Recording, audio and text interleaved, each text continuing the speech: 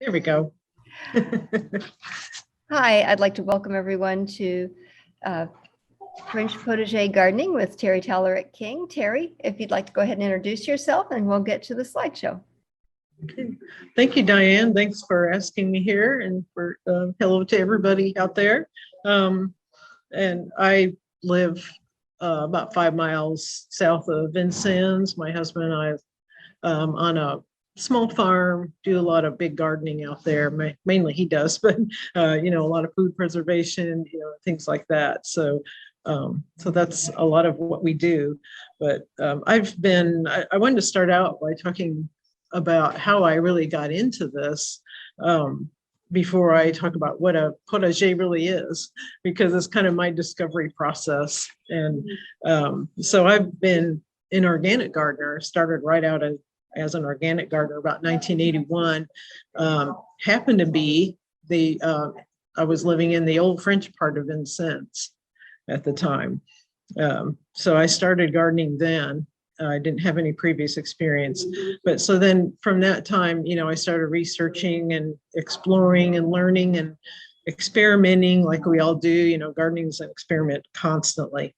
I started learning about things like raised beds, companion planting, interplanting, and this thing called French Intensive, and all these alternatives, and finding out that gardening isn't all necessarily gardening in straight rows on a big plot of land, that there's all kinds of ways to do it and all kinds of reasons to do them that way.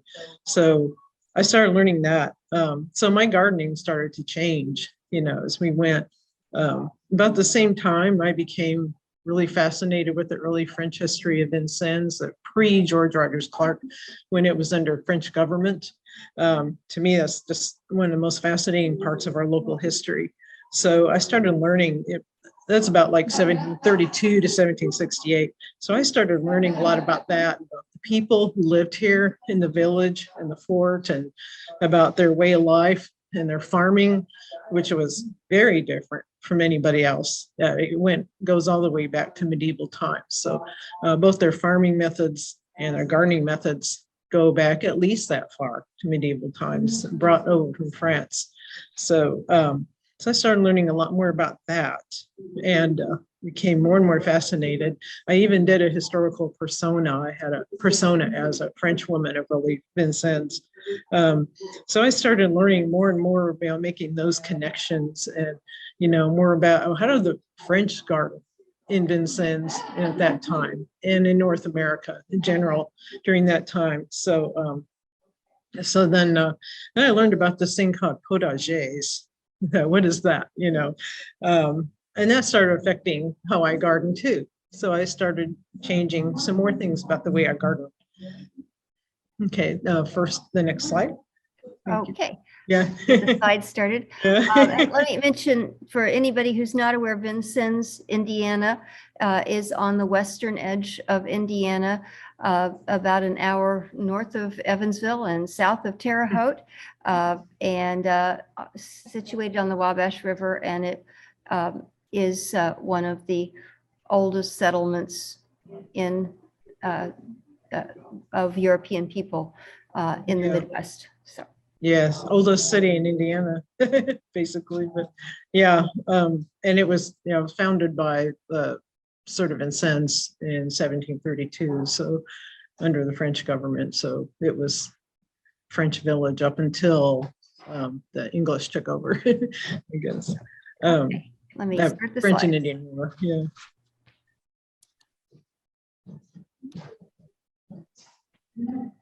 Okay. Oh, I'm sorry. We can go on to the next one. Yeah, forgot about that one. Yeah. All right.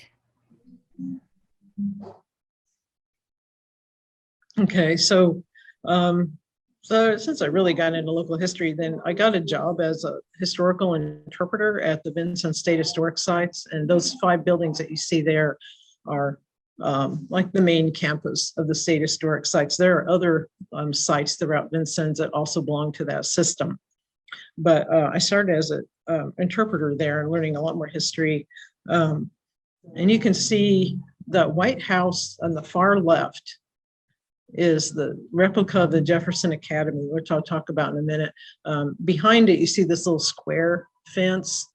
That's the little French garden at that site. So I'll be getting into that. On the far right, there's a little white building, and you see a garden to the right of that, and you see one to the back of it. The one in the back is the oldest garden at the site. The one at the right is the newest garden, but we'll be talking about that little French one up there. But so then I did that. So in 2001, to celebrate the 200th anniversary of Vincennes University, which was founded as Jefferson Academy in 1801, VU and the State Historic Sites went together to build this replica of Jefferson Academy, which is basically like the old French houses. And so eventually I thought, well, you know, Father Reveille, who was the headmaster there, he lived in the academy, and the rest of it was a schoolroom. He had a garden, and there's a record of him having a garden there, as all the French did. So I said, we need to have a garden back there.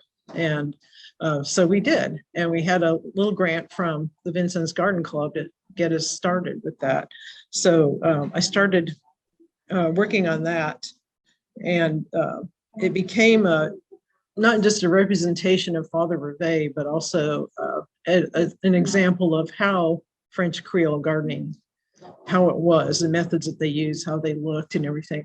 It is a really small representation though, because Father Reveille had sharecroppers from town that came, worked his gardens and used some of the produce, you know, for their own family. So, you know, it had to be a lot bigger. And, you know, so the only thing we know for sure about his garden was that it had raised beds, which we'll get into that. And he grew a whole lot of onions, which was common for the French, because he had a big store of onions in his house in the academy basement. But so anyway, because of that, I did a whole lot of research, learning about, you know, how the French gardened in this area, thinking about, you know, what the methods that they brought with them that carried through from France, from northern France, actually, and how they would have been influenced by Native Americans, which they definitely, the French were, you know, arm in arm with Native American populations. So, and how they were influenced by other people too. So I started researching other places and other French settlements in North America and other historic sites that represented that. So we started the garden then in 2002, basically, and it's grown since then a little bit. So the next slide. This is my funny little drawing of a typical French lot in Vincennes or in other French settlements in this part of the country. And you can see the house in the front, the people sitting on the porch. On the right, you see an orchard. They always had fruit trees at their lot. In the back, you see the stable where you might, you know, keep your larger animals that you use for farming, or sometimes they just ran loose. They might have a chicken pen or in a dovecote or a chicken or a dovecote or a pigeon cote, something like that. There was the little cart in front that they hooked the oxen to take over to the common grounds where they farm their long lots. Around the whole lot, I don't have it on the top there, but around the whole lot, there's a big tall palisade fence, and that's to keep things out of the lot and also to keep their animals in so they're not wandering around when they don't want them to. And you can see there's a little gardener going over to the left to the garden. And so everybody had a garden, and they took great pride in their gardens. And you can see that the garden itself has a palisade fence around it. So they're keeping their animals out of their garden within their lot. So you got the fence around the whole lot and the fence around the garden. You can also see that they're raised beds, and they have a little geometric design. So everything's planted in, I've drawn in there. And that's another trait of the French gardens, the small French gardens. Another factor is that it's pretty close to the house. So, you know, not far from the kitchen. So you're going to be able to, you know, get things and bring them in to use them pretty easily. So that's kind of the thing in the upper left, by the way, is a bread oven, which some of them might have had in their lots. So that's kind of gives you an idea. The garden would have growing in it vegetables, herbs, flowers, and small fruits like berries and things like that. So they had their orchard, and then in the gardens, they had their small fruits. So next slide. And I also found out in my research, this picture is in France. I did not take it. I wasn't there. It's the gardens of Chateau de Villandry. And so I found out also that even your homestead gardens were influenced by these more formal gardens in France. And if you think of the super formal ones, can't think of the name all of a sudden, but this one in the picture is actually not as super formal as some of them, but you can see it's very geometric, it's very regular, it's very balanced and yet harmonious, and there are raised beds. So those traits carry over even to your practical household gardens. There's also some tall standards, so they had some height in there too a little bit, and oftentimes there's a wall or hedges or something like that around, or a fence around the whole garden. Okay, next slide. So what is a potager? P-O-T-A-G-E-R. It really means like for the pot, for the soup. So a potager is this little kitchen garden that's got things for the soup, things for the kitchen. So it's a nourishing garden in a lot of ways. It's meant to, you know, grow things to nourish yourself and your family. So the plants in the garden have a lot of different uses. Of course, there's food, obviously, and they also were very good at food preservation with that. Flavoring medicine, if you're growing medicine in the garden, aroma, other kinds of healthcare. So it has a lot of uses, of course, mainly nourishing you. So this is in Father Reve's garden, and it's a little French melon called a Noir de Carme, because I look for, in this garden, I look for varieties that are either really old French that would fit the time period, which is roughly 1801 or 1800 in this garden, and also that even some that might have been influenced, you know, from the local area, like from Native Americans and other people. So that's why I grow something like the Noir de Carme, this little French melon. So anyway, as I mentioned before, the garden is not far from the kitchen, so it's nourishing. You're going to bring everything in, and it's got, you know, all the mixture. It's got, you don't have a garden for herbs and a garden for fruit and a garden for this and that. It's all in one place. All the vegetables, fruit, flowers, including edible flowers and herbs, and, you know, all that is in one garden. They practice, a potager practices economy of space. So, and we'll see a lot of examples of that. But for example, well, the raised beds themselves are economy of space, because you've got, you can control the soil in there. You can have deeper soil, which means you can plant things closer together than you do in a typical row garden. You have things like interplanting, which is one of those things I started learning about early on, you know, where you're planting things together, sometimes even in a grid kind of design. And these are, you know, plants that help each other in some way or another. You know, maybe they help each other as companion plants. Maybe they deter pests, or they attract beneficial insects, or they provide some kind of nutrients for each other. Or maybe one gets tall and it shades the other one, which needs a longer cool season. You know, just a lot of different reasons for interplanting things. So that's economy of space, instead of putting those in separate areas. Succession planting one thing after another in the space. Verticals like this melon, you know, using your fences, which in Father Reve's garden, sometime by this time of year, the fences are covered in things, and, you know, beans and squashes and gourds and everything, melons. Also, you know, little teepees, trellises, all those kind of things. So using vertical space, which is not only better for the vining plants, health-wise, because you're going to have less disease problems, and you can control pests better, but also it's easier for you to see and to harvest them too. But it saves a lot of space. I mentioned raised beds. And something that's really important in the potager and the French kitchen gardens is that, and this is going back to the influence from the formal gardens of France, is beauty. And even though these gardens are really practical and they're for nourishment and practical use in the kitchen, they're still thought of, treated as very beautiful. There's still that influence of symmetry, using geometric designs within your bed. They're looking at harmony and balance in the way it looks. They're looking at the colors and how those go together, textures, the heights of plants. And another factor would be scent, like having herbs at the edges of beds. So when you go by, you brush those and you have the scent while you're working in the garden. So these gardens they're a joy to work in, and they're a joy for people to visit. So that's the whole thing, and that's very French, of course, that it's about, all the beauty.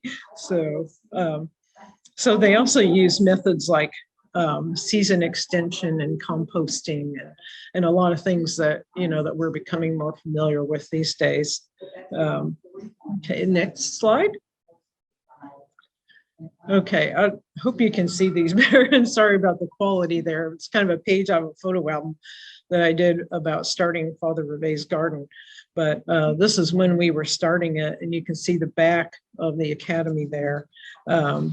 So I was using all my research to put this together, and we started it without the fence at first because we just wanted to get it going, So you can see on the upper right, the building, where we built the two raised beds, the first two raised beds that are in the middle. They're 4x8, which is kind of a common size. You want them usually to not be wider than 4 feet because most people are going to reach 2 feet across from either side. And that prevents you from, walking in, and it makes it easier for you to work the garden and harvest. So they're usually no more than 4 feet across. So we did that, and I went ahead and started planting before we even had the fence. And those raised beds are made with red cedar wood. One other thing we know about Father Rivet's garden, the raised beds, because in the records it refers to planks or boards. And so we know that was just, they always had raised beds, the French. So we knew for sure then that they had these wooden framed beds. Okay. So we started growing in 2003. Next slide, please. And there we're getting the fence built around it. So, they typically had a palisade fence around it. But because this was a small garden, and also it's an exhibit garden, we didn't make a really tall fence. And the boards are not all that close together either, because since it's so small, if we made a tall fence, it would have shaded things too easily. So we allowed more sunlight, and also more importantly, even we wanted visitors to be able to just walk right up to it and look in, and also want them to feel welcome to walk in, of course, to the garden and walk around, but just so they could see into it really easily. So it's shorter than it would normally be. Okay, next slide. Okay, and then we started adding, well, you might be able to see in there, we've got these little corner beds. Each bed has got a slanted board, and there's a little corner which we filled with soil. This is economy of space, using the verticals. I plant stuff in those, and it's amazing. I have planted things like, for a while I had a angelica plant, which gets really tall in one of those corners, but usually I have a vining plant, like a squash or gourds or peas or beans, pole beans or something like that. And they can start in that little corner and just climb all over the fence. So you're starting in a little space, but all those vines are, provide all kinds of places for more vegetables, more fruiting to happen. So the whole the fence just gets covered with vines. So you don't need a really big space to do something like that. Then we started adding the fence line beds. You can see that along there, which is a common thing to do too. So there's some more economy of space because, you know, we had the 2 4x8 beds in the middle and we had the little corner beds. And then we added a few of these fence line beds. So that provided a lot more growing space just doing that. Also, a lot more vertical growing because then we could utilize the fence a lot more for all the vining plants, and that helped a lot. So don't have to build trellises and teepees quite as much. We have a lot more space for all those kind of plants. Okay, next slide. Okay. Might be a little bit hard to see here, but on the beds this is where I was marking out the geometric patterns that I was using because I mentioned that. And even if it doesn't look that way later on, you do start out with some kind of a pattern, and it might not be elaborate. It might be pretty simple, but you know, I've got these diamond shapes and kind of trapezoids, you know, just by the way I divide up the bed. And I usually mark that with like string or sticks or something just to give me a starting point. And then I do the planting of the garden that way, you know, and I might plant lettuce or radishes or something along some of those lines to kind of mark them out a little bit when things are growing. And I might have a teepee or something right in the middle. So it is that symmetry and geometry even in these little beds. I'm still using those same patterns, by the way, to this day. Okay, next slide. Okay, interplantings, I mentioned that about planting things together for various reasons. And the picture on the right is where I planted beets and lettuce together. And so you see for one thing, you see the combination of colors, the dark color of the beets, and also some of those leaves, you know, have red veins in them. And then the lighter colored lettuce is sprinkled in there. And so you have that beauty there. And you also have the beets will, you know, one of those plants will come out and then the other kind of plant will be able to grow larger. So you can start them out that way and plan so that one crop is going to be harvested out earlier and then it'll allow the next crop to go ahead and grow out. You know, like if you're going to leave carrots in there longer or something like that, you can have something quick growing first, like spinach or lettuce or radishes or whatever. And that's economy of space, of course, also. Okay, next slide. And this is this year, and really early spring, so things have changed a lot. In here you can see some perennials. There's the red raspberries on that sort of teepee in the background there. It kind of went crazy this year, but that's my small fruit in there. But along that back fence, there's oh no, I forgot what it was called. It was planted last fall and it's flowering. It's an herb and it's flowering and I'll think of it in a minute. And it's going to go to seed. So it'll be out of the garden. In the front left, you see some garlic plants. Of course, the French like lots of alliums. They like, you know, lots of onions and garlic and shallots and leeks, you know, and things like that. So I've always got plenty of things like that in the garden. Front and middle, there's some cabbage and young cabbage and onions interplanted, kind of in a grid. They work really well together. They help each other out. On the front, the bed that we see in the front on the back right corner, that's a big mound of garlic chives, which is a perennial. And I would advise, don't plant those in a spot like that.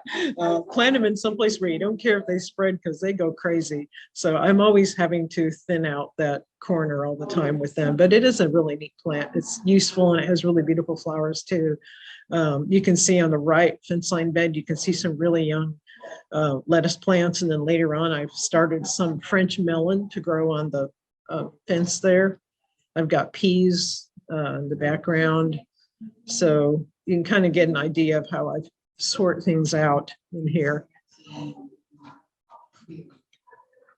Okay, next picture.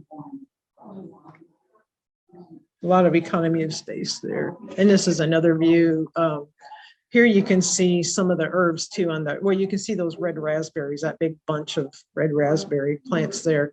And on the right, inside to either side of the gate, there are some perennial herbs that are blooming at the time I took the picture. So towards us, there's thyme, French thyme in bloom. That's a light lavender. And then on the other side, there's some common sage in bloom, which is a little deeper lavender. And, you know, and what we can't see beyond that is in the corner, there's some common chives in bloom, which is another purple bloom. So, you know, another thing you try to do at the potager is have things going all the time, you know, having, you know, different colors of leaves and different blooms and all that, so that there's something interesting going on all the time, even though it's a practical garden. So, next photo. Here's some more using the verticals, using the fence. The top one, top right, is blue cocoa beans that I grow every year in there. It's a really old variety, French variety, but they get these beautiful long purple pods. And then the dry seeds inside of them are like they're kind of like chocolate with milk, you know, with cream. It's just this really nice light brown color, so blue cocoa. And so those would just grow all over the fence. Below that is some gourds. The two bottom photos are some birdhouse gourds growing there, and they really take over. So it's nice to have a fence where you can let things take over instead of, you know, taking over inside your garden. So a lot of economy of space there. And next photo. Oh, I'm sorry. Okay. Now we're moving away from Father Rebet's garden. This is back in France, another garden, but it's showing an example of season extension. These are cold frames, and where you can start raising your seedlings for either the spring or the fall for the next planting, for, you know, whenever you're going to put new things in the ground. So you could even have it right in the garden or elsewhere, not far from the garden. So, you know, open and close them to control the amount of light and heat and everything. So cold frames to do that, and you can have some really rich soil. The French typically also use things like this as hotbeds. And what they traditionally did was use a lot of manure, like horse manure, fresh manure, that they would pile in there and then put other things on top, and that would keep it heated up. So that's how they kept sort of hotbeds, was with fresh manure. And of course, later on that would, you know, would cure, and then you could use it as part of your soil. So next slide, please. And here's another common method of season extension is covering plants. So this is a glass cloche, which you can buy plastic ones now, they'll look just like this. But a cloche, I'm not sure what kind of plant is in there, almost looks like a cauliflower, but I don't know. You can also see some marigolds around there that are probably being used as companion plants for those. But covering your plants with something like that, or the windows, which they used to call lights, or, you know, some kind of method of covering things up to make their season last, so, you know, stretch their season out a little bit more. Next slide, please. Now we're going to go to some of the things I looked at when I was doing my research, some of the French places in North America that where they're still doing interpretation. This is Fortress Louisburg and Nova Scotia, Canada. And you can see the palisade fences around the gardens. And you can also see the wooden frames going around the raised beds. So you've got those typical things in there. You can see some patterns going on with the way that they planted the beds, and some differences in color and texture going on in there too, even though it's a practical garden. Next slide, please. And here's, this one is probably an herb garden, I don't remember. It's a little bit more formal. You can really see the influence from the formal gardens of France, you know, with the shapes of these beds and the configuration of what they call the four square garden, with some kind of feature in the center that tends to be vertical. So, and then the beds, instead of planks, are are lined with, I'm not sure if that's herbs. I'm assuming it's some kind of, herbs that are around it. You can also see the geometric patterns. And again, the palisade fence going around. Next photo, please. This is at Fort de Chartres along the Mississippi River near Prairie du Rocher, Illinois. Fort de Chartres Vincennes was probably the easternmost part of what they called the Illinois country, part of Upper Louisiana during the French government. And Fort de Chartres was like the governmental center of the Illinois country. So one time we went to go visit the fort, and they have gardens there. This was a long time ago. You can see a different kind of fence in the background if you can see it. It's not your vertical palisade fence like the other ones that we saw. This one's got the woven wattle fence, where you're taking maybe willow, something flexible like willow, or you might use like the trimmings from when you prune the fruit trees, or something flexible, and you have posts in and you wind them alternately, back and forth between those posts and create a fence that way. So it's a really good use of materials that you have around, that you might have around you. So that's the kind of fence they use there. And you can see in the garden, there's vegetables, herbs, flowers, and all this, like that beautiful blue green. I don't know if that's kale. I'm not sure it's something kale or related to it in the front, that beautiful blue green color. And you see some purple blooming herbs. You see some orange flowers, some green, and, some different heights of plants. And the walkways, of course, I forgot to mention the paths earlier. You have your beds and then the paths, which can be made of different kind of materials. In Father Ray's garden, we have gravel in the paths. Next slide, please. This is also in France, going back to France, the idea of seasonality. And, I mentioned, all year round having things, be interesting and beautiful. And for example, in this one, you have an espaliered fruit tree, which is an example of economy of space and using verticals again, where you start a fruit tree and you train it onto a fence like that, and makes it really easy to pick the fruit and everything. But you see how beautiful when you see the bones of the tree in the winter, that in itself is interesting. And then in this garden, I'm not sure what that is in the background, but it's that beautiful filmy look, especially with the frost on it. And the color is just, really beautiful. It's a real nice contrast to the bones of the trees. The next photo, please. And here's another example of a couple things. Seasonality. What they probably did was plant their red lettuce first and the green later, and they're letting the red bolt. Usually we pick lettuce before it does that. But if you let it go, it's going to bolt and stretch out, especially in hotter weather. And it's going to get a stem on it that will flower. A lot of people don't get to see lettuce and flower, but, it'll flower and then get the seeds.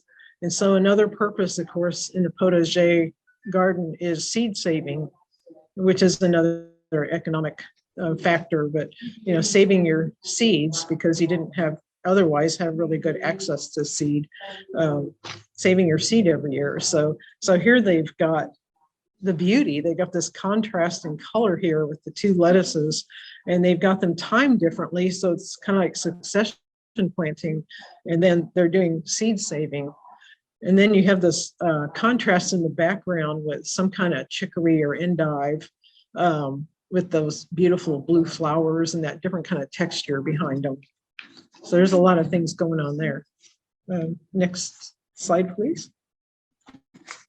Okay, here's an example of one bed and the fence row in a garden in France. And this one's got brick paths, and you can see the wooden planks for the border.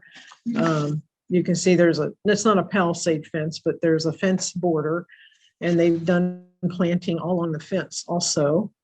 There's a resting spot, which is another thing to consider in your garden, to have a spot where you can just sit and enjoy it. You just sit and watch the pollinators, enjoy the scents, enjoy the beauty of your garden. and just watch things. So they've got a nice spot like that. And in the bed itself, you see all this variety. You see these herbs and flowers, you know, and all these different colors. You have the and heights. You've got the low white blooming, and then the higher yellow blooming, and then the blue flowers. The teepee, I think, is bamboo poles that they've painted or bought painted or painted themselves. So that's kind of a neat thing, you know, to add some color too, is to paint your trellis. But it looks like there's squash vines on the right. So you can, it gives you a good idea of how you can sort things out within a bed. Next slide, please.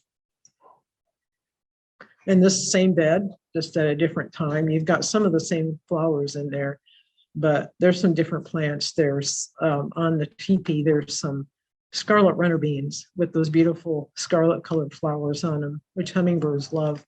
You see pepper plants in the foreground. In the background, there's tomato plants growing on a trellis. So you've got verticals there too. Next slide. Here's something really different. You definitely have the geometry here and design. It's almost like the Foursquare, but not quite, you know, but it's interesting in a lot of ways. You've got, you know, the shapes of these beds going around the circle here, and you can see that wattle fence again in a really loose form. So it's just kind of attractive and it defines the beds, but it's not otherwise useful. But this one, of course, does not really have interplanting. It's got a different crop in each bed, but you still have this variety of color and texture and all that going around. And then that standard in the middle, you know, that, so you can tell this is really influenced by those formal French gardens. Okay, next one, please.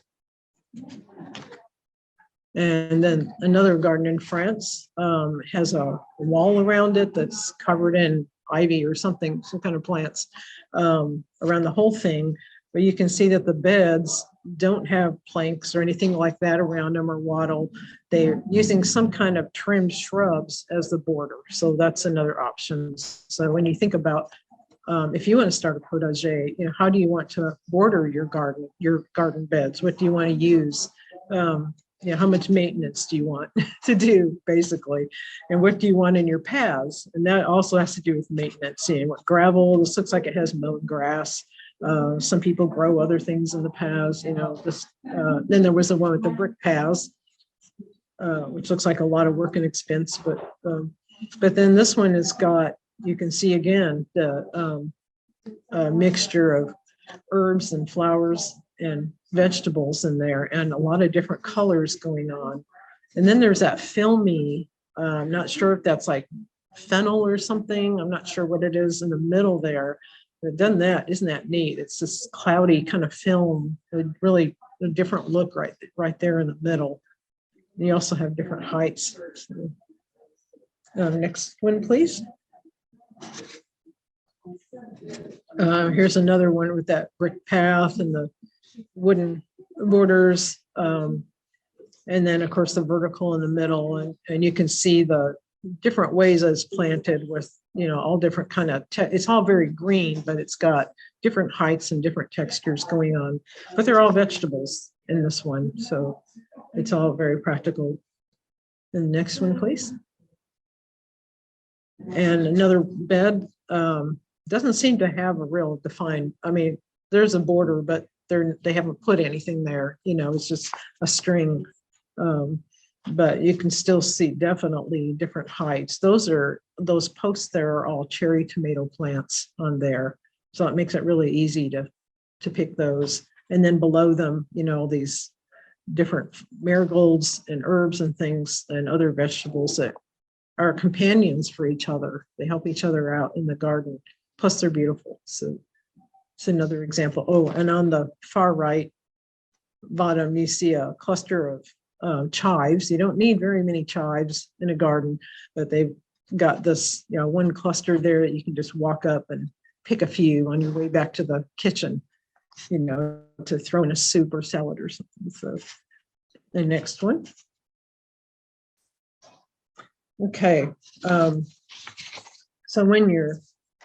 what do you do if you want to have a potager? you want to think about, first of all, what do you actually use? What does your family use? So you want to start out any garden just planting what you're going to use and keep it simple. And then you can experiment from there. So think about what you really use. Think about how the plants that you want to grow might help each other, which ones might grow with each other to help each other in some way. So you can do some research on companion planting. Do a soil test so you know what you've got to start out working with, and if it's safe, and what level of nutrients you have in your soil. If you're going to, and then raised beds. If you're going to fill up raised framed beds, what are you going to fill them with? To start out with good soil. Some people just do wide beds where you don't frame them, kind of one of those pictures we saw where you just kind of mound up the earth into maybe a 4x8 or whatever size you're doing. Consider where the sunlight and shade are on your property and your spot at different times of day. Watch it through the seasons, watch it through different times of day, and think about where the light and shadows are falling. Where does water collect when it rains or when snow melts? So you have to consider that. Existing structures like fences, buildings, things like that, that either because they might cast shadows, but also because you might be able to use some of those, like fences for verticals and things like that. And perennials that, what trees and shrubs are already there that you want to keep. So what's in your space already. So you kind of consider what you want to work around. And then consider economy of space when you're doing your plans. How can you save space? How can you put things together that way? What kind of borders do you want around your beds? How do you want to do your paths? So then you can just kind of roughly sketch something out, then start, measuring and marking and figuring out how you want to. There's actually, you can go out and find lots of different plans and get a lot of inspiration out there on different things you can do. Now this one is called the Bartley Garden, and you can see what they're using. They've got their existing buildings, they've got pony stables at the top. They have a potting shed at the bottom with a trellis. There was something else. So they've got a sort of decorative path that comes in. It's crushed stone, very practical to go with the pony stables, and a stone wall. And you've got these decorative plantings as you walk in on the stone walk. It's kind of welcoming. You notice on the left, there's the compost bins, not far from the stables. And they're also not far from the garden beds. So you got this really practical idea right there with your compost beds. You notice that there's 6 garden beds there in there, raised beds, probably with wood around them. You can see the geometric patterns that they're using in there, that they're planting. One of them is just a cold frame.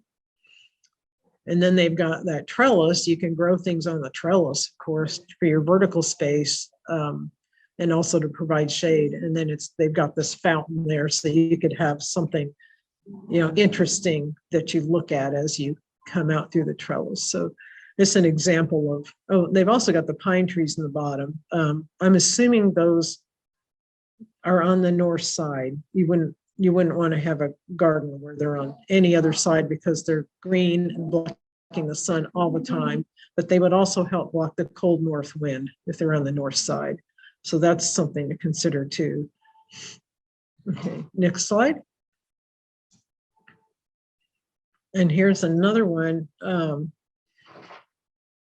This was an article in a magazine called, the article was called French Dressing. It was from Country Gardens magazine in 2006. Gardener named Christy Scott, I think in Maine, was making her new plans for her garden, potager garden. And you see the quote at the top, "I'm adding more and more flowers in with the vegetables." Some of those flowers could be edible ones. Some could be for attracting pollinators or doing something practical, and some are just to be pretty. but she's got all kinds of cool stuff in here. You can see a teepee in the middle of one with, it's got scallions growing around it. The greens, the green onions, and marigolds. There's a top entrance there that's got tall and short flowers, so it's a pleasant way to enter the garden. At the bottom, there's another entrance, and along the right side of that entrance, there's lavender. And so as you walk in there, you could brush against the lavender and have this beautiful, calm, nice way to enter the garden. And there's, of course, a fire pit there, so you can spend time in the garden enjoying it at any time of day. And it's got verbena, so it's got some nice herbs and beautiful flowers and plants around it too. But you can see the assortment at the of everything mixed together, and that, it's well planned. There's lots of pattern in there, lots of harmony, lots of balance.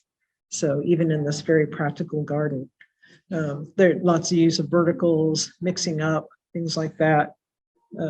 Okay, next slide. And this is just a little drawing I did for an exhibit on Father Reve's garden. And I just kind of drew in what I was growing that year, so you can get, kind of gives you an idea. You see where the sage and the thyme are on either side of the gate. There's a lot of things growing on the fences, twining around on them. You can see some vertical things. You can see the patterns, and the use of the fence line beds and everything like that. So you can go, if you want to start a potager, you can go large or small. You want to start simple, but you can consider a larger area and how you're going to use what already exists there. You could start a little bitty thing like Father Reve's garden, where you started all fresh and you just got a couple beds to start with. But whatever you do, just look around, get inspired, think about what you're really going to be using, what your household is really going to use. And just remember that potager means it's for the soup, it's for the kitchen, and that it's for nourishment in many different ways. And so enjoy your potager. Thank you. Any questions? This is the back of Father Reve's garden here.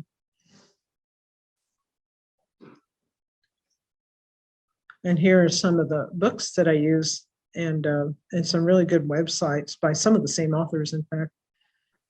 And I'd be glad to email a copy of this to anybody, and we made several copies to hand out in the library if anybody drops by. I know it's going to be too small to see on many screens, so yeah, we'd be happy to email it. If you email me at the library, I'm dstepro, DSTEPRO at jefflibrary.org, or contact the library Facebook page, whatever. Any way you get a hold of us, we'll get it to you. I had a couple of questions. okay. Have you, as far as like a modern potager, have you tried any alternatives to the traditional hotbeds and cloches to extend?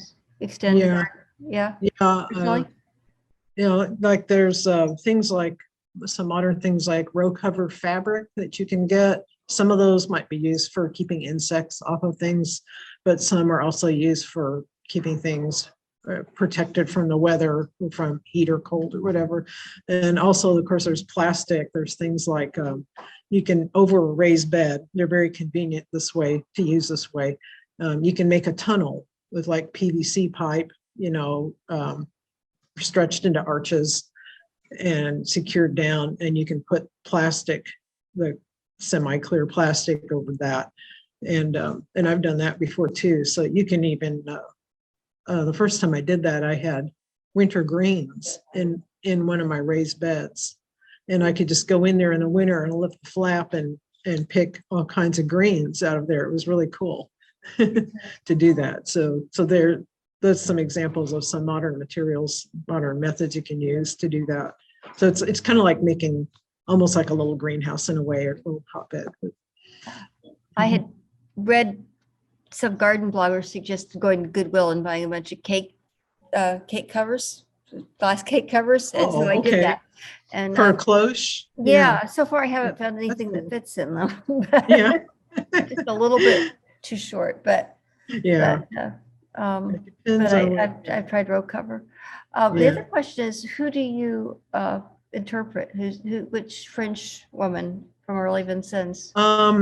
Yeah, I haven't done that for a while, but I just kind of did a general, just a woman who about approximately 1750 from early Vincennes, and I would just talk about, her as I would be her, and be dressed like her, and I'd be talking about life in the village and what the farms were like and the gardens, and what we were doing in the house and different things like that. But I didn't like pick a specific person from history. I just kind of created a character in a sense.